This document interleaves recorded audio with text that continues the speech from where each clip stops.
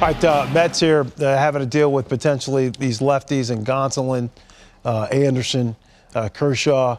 Could that be problematic? Well, Gonsolin. And Arias, by the way. Gonsolin doing this. Oh, side. right, yeah, right. But Arias is the one you're probably throwing out there. And I'm with you with Arias because he's as good as it gets. And when he closed out the World Series for him, he was quite a weapon in that situation. I'm not necessarily worried about it one way or the other. If you look at a matchup of these two teams, the healthiest starting pitchers, in my opinion, are going to win the series no matter if it's this time of year or later in the year, because I think they're going to set the pace on what happens. Jim, if you're the Mets, I mean, because obviously, look, as Bill pointed out, you see all the stats. The Dodgers kind of dominate from that perspective. But here are the Mets here, and their season splits against right-handers versus left-handers. But if you're the Mets, what's your key to beating this Dodgers team?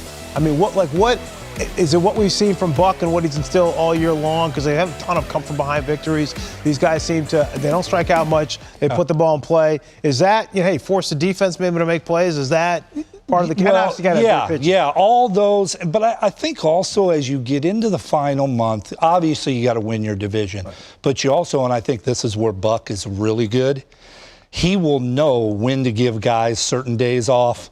You know, as we talked about Verlander, him getting hurt now is better than later. I think the key is to survive September, win your division, and then if you play them in October, the emotion, everything's going to be so high.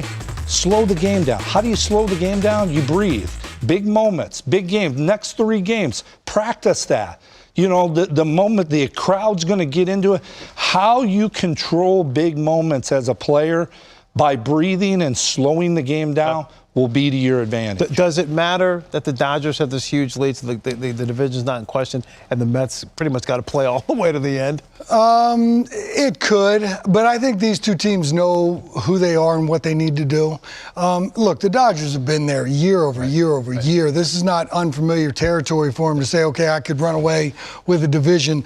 It's interesting because where the Mets are and where the Braves are, will Buck have that luxury of maybe giving a guy a day, and he's going to pick his spots. Right now they're sitting in a 3-game lead over them, and I still think that the Braves actually might have caught this little bit of energy by the Mets getting out of the gate so well. We look back at what the Braves did last year, they were like a 500 club in August, and then they went on a run to win it. They weren't going to be a 500 club in August and be able to catch the Mets in the situation there. So maybe the Mets getting off to such a good start jump-started the Braves into chasing them down and playing as well as they are.